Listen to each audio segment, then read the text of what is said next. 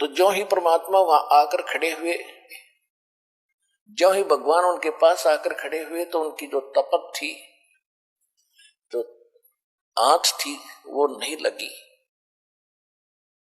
टुकड़ी ज्यों की तो गर्म थी, ऐसे ही उसमें से लपट निकल रही थी। लेकिन उन जीवों को जो वहां बैठे थे उसमें भून रहे थे, उन पर आंच लगनी बंद होगी और वो बैठ गए सारे। तब सामने भगवान को देखकर उन्होंने कहा कि हे परमात्मा, हम कौन से कर्म का दंड यहाँ भोग रहे हैं। उन्होंने सोचा यही है भगवान, ये आ गया सामने खड़ा है। परमेश्वर कबीर जी ने कहा कि तुम जो ये सजा भोग रहे हो, ये तुम्हारे नीचे की कर्मों की नहीं, ये तो सतलोक में तुमने गलती की थी उसका दंड है। फिर परमात्मा ने सृष्टि रचना सुनाई उनको कि तुम पहले वहां रहते थे जहां से मैं आया हूं, वहां कोई मृत्यु नहीं थी, वहां जन्म नहीं था, कोई रोग नहीं था, किसी चीज का अभाव नहीं था।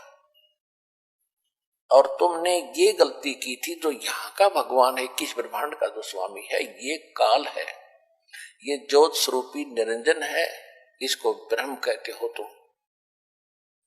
तो इसने एक गलती की थी ऊपर, इसको श्राप लगा था उस कारण से कि 1,00,000 मानव शरीरधारी प्राणियों को ये नित्य खाओगा। और तुमने गलती की थी कि भगवान को छोड़कर तुम इसके साथ यहां पहुंच गए।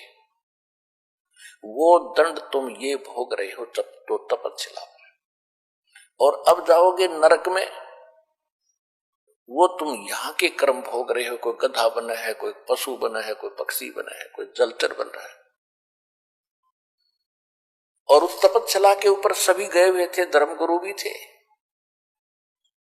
आम जनता भी थी।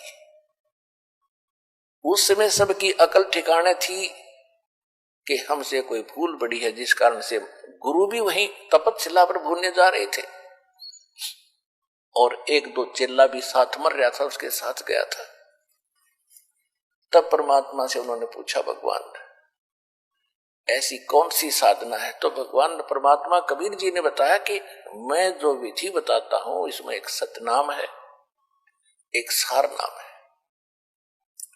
उसकी भक्ति से तुम पूर्ण मोक्ष होगे, इस तपस्या पर नहीं आओगे। तब वहां तो मरते सभी कह रहे थे, भगवान हमने वो मंत्र दे दो, हम खूब भक्ति कर लेंगे। परमात्मा बोले कि अब तो वो बात तुम्हारे हाथ से जा चुकी है। जब तुम जाए धरो जग नर देहा, तब तुम करना मेरे सत सबद स्नेहा। जब कभी तुम्हें मनुष्य जीवन प्राप्त हो, तुम्हारे संस्कार अच्छे हो, मनुष्य जीवन प्राप्त हो, और मेरा कोई दास उस सतनाम को दे रहा हो, वहां जाके नाम लेना, उस नाम से मोक्ष होगा। तब वो कहते हैं, भगवान बहुत बड़ी भारी भूल बनी हमसे, और अब के मनुष्य जीवन मिल गया तो ऐसा संत खोजेंगे जो सतनाम और सारनाम दे रहा होगा। परमात्मा कहते हैं कि तुम ऐसे वायदे तो मुसीबत में ही करते हो, जब तुम सुखी होते हो तब कभी ये सोचते नहीं। दुख में सुमरण सब करे, सुख में करे ना कोई।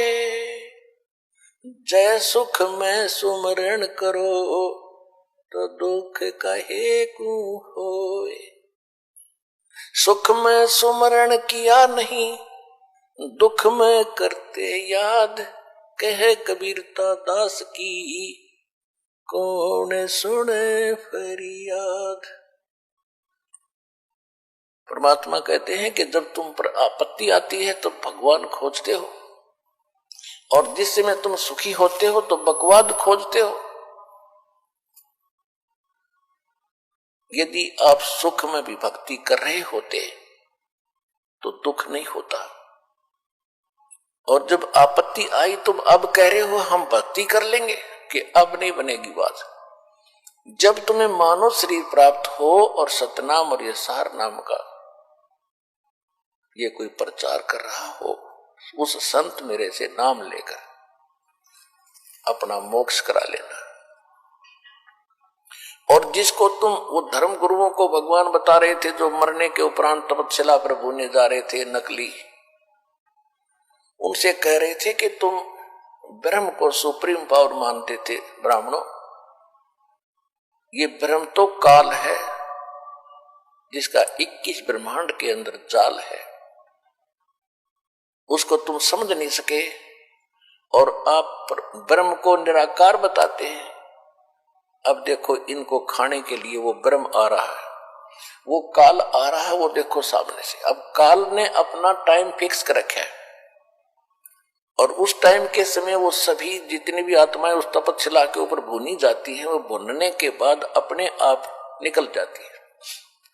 तो उसका वो समय हो चुका था, वो उस आहार करने के लिए आया था, उसने सोचा था वो सब चली गई होंगी। लेकिन परमात्मा इस काल से ऊपर, पावर शक्ति ज्यादा है परमात्मा के सामने, ये काल रुक जाता है। यहां पर समय प्रधान है और समय के ऊपर परमात्मा प्रधान है। तो उनको रोक दिया दाता ने, ये दिखाने के लिए कि देखो वो आ रहा तुम्हारा भगवान जिसको तुम निराकार कहते। सामने क्या देखा? ओछा माथा, लंबे दांत और बड़ा भयंकर विकराल शरीर उसका। कहा मालिक ने कि वो आ रहा है तुम्हारा भगवान जिसको तुम परमात्मा कह रहे हो, जिसको तुम ब्रह्म कह रहे हो, ये तो काल है। जो गीता अध्याय नंबर 11 के श्लोक नंबर 32 में कहता है कि अर्जुन मैं काल हूं और अब सबको खाने के लिए आया हूं, प्रवृत्त हुआ हूं। तू ना युद्ध करेगा तो भी मारूंगा इनको। परमात्मा ने बताया कि ये है वो तुम्हारा भगवान।